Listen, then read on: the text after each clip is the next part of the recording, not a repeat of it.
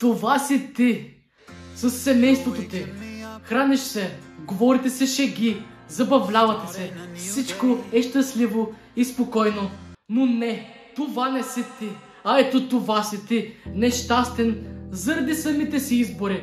Толкова нещастен, притеснен, объркан, тъжен, изнервен. Това си ти. Как да провалиш живота си за една минута? Да провалиш живота си е нещо доста субективно. Според мен да провалиш живота си е да провалиш живота си толкова много чрез собствените ти избори, чрез собствените ти чувства, чрез абсолютно всички твои избори и пътя, който си избрал, че да не можеш да помислиш за нещо щастливо или деня да те бъде щастлив. Да провалиш живота си е нещо, което е доста сложно за обяснение, но ще опитам да го обясня с това да си зависим към нещо, да не си щастлив, да трябва да правиш нещо, което не искаш, но да си задължен да го правиш, защото това е единственият избор, който ти е останал. И сега, нека да успокоя, това не значи, че ти не можеш да се измъкнеш от този стадий в живота си.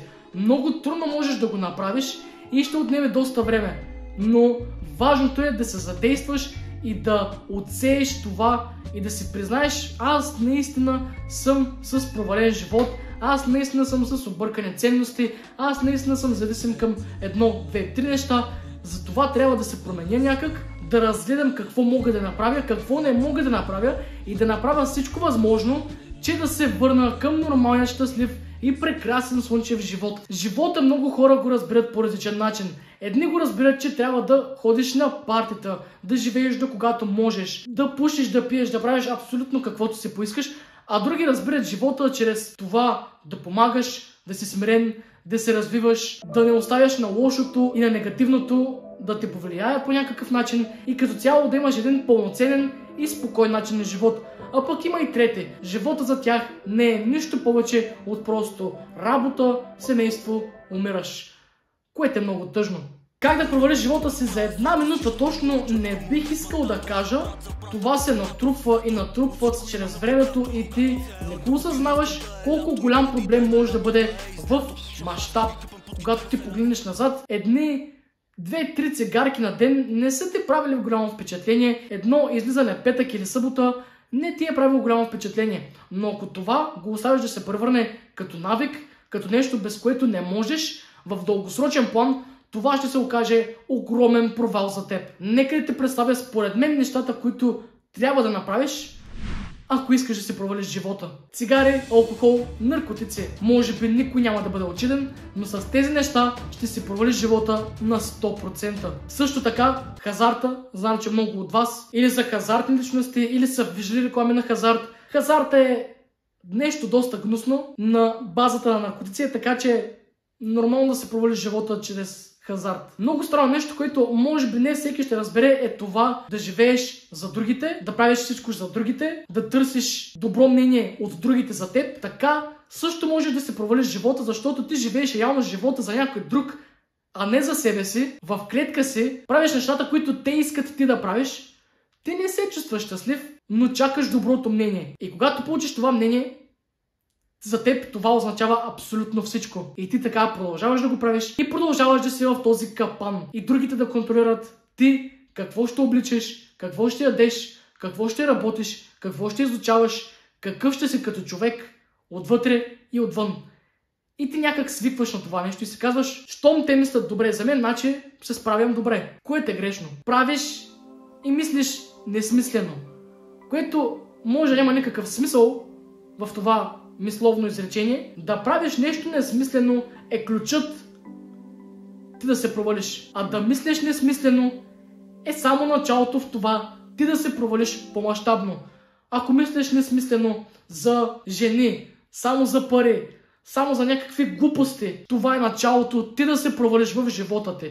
А да правиш несмислено вече е втората стъпка. Първо мислим и после правим. Нещо, което сега може да прозвуча като Андрю Тейт, но е факт. Да не излизаш от зоната си на комфорт. Тя е много хубава, спокойна е, прекрасна е, уникална е. Супер, чилваш си, за каквото е да учиш да работиш, да се трудиш, да опиташ да направиш семейство, да се намериш всъщност свестен партньор, да направиш нещо с твоите знания или да намериш нови знания, като в леглото ти с чифчето, ютубът си е най-добре. Ние трябва да се научим, че тази зона на комфорт е временна и трябва да се научим да живеем в зоната си на некомфорт, защото точно тази зона ни развива към езици, към образование, към работа, към семейство, към приятелка, към приятел, към танцуване, танци, пеене, готвене и каквото и да е.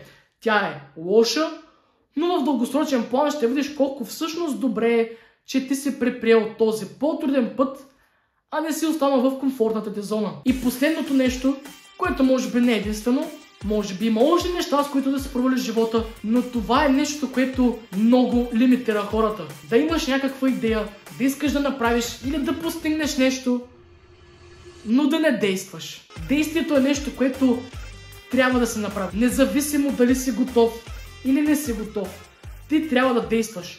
Защото ако не действаш и само чакаш перфектния момент, или не си готов, или чакаш да си още по-подготвен, ти ще се загубиш целият живот в чакане. Действието е нещо, което трябва да се случи. На всяка цена. Където и да си. Каквато и да ти е ситуацията. Колкото и да си развит, богат, беден, тъп или умен, ти трябва да действаш с това, което искаш да направиш с живота си. В противен случай ти просто ще чакаш и ще чакаш и ще чакаш и ще чакаш перфектния момент, който със сигурност няма да дойде. Разбирам, че ние хората сме неперфектни. Ние правим много грешки. Ние грешим всеки ден. Дори по-малко, но грешим всеки ден. И със сигурност вие може да имате някои от тези неща, които аз изброих. Също и аз мога да ги имам. И родителите ми, и приятелите ми, и непознатите ми. Абсолютно всеки може да страда от зависимост към нещо, от недействие, от това да живее за другите. Дори да сме неперфектни, ние трябва да се стараем колкото може повече, да опитаме да направим така нещата, че да са в наша полза и ние всъщност да не се провалим в живота, а да успеем. Затова ви разбирам. Вие сте неперфектни, аз съм неперфектен, никой не е перфектен. Разбирам, ако някой човек е в тази ситуация, трябва да дадеш време на себе си и на другите да постигнат нещата, които са си казали. Много съм изпотен, защото е лято и за това приключвам клипът. Но ако ти имаш някакви коментари по тази тема или малко по-различна тема, сподели ги долу в коментарите. Ще ми е приятно да разбера твоето мнение. Много е горещо, както миналото лято, миналата година снимах клипове. По-хайни конфигурации, но това ще го оставим за друг клип. Лято ми е топло да снимам, трудно ми е, наистина е много топло. Много му е горещо и искам отново да ти кажа, че ти можеш да направиш всичко, което поискаш, чрез Божият план. Ако искаш да отслабнеш, ако искаш да пребориш някаква зависимост, колкото и време да мине, ти трябва да го направиш и най-важното, да действаш. I'm moving graciously through all the nonsense. I was complacent when the shit was toxic. Fuck all these racists, they getting they top split. Your lucky day, cause I'm not with it. Never fazed by a white critic. Crucial, most of shit is not unusual. Who's you? I took a stand while I landed with no excuses. Bruises, my heart the pit, I can't stomach it. I'm in the middle ground looking for love again. Working spirits, I don't wanna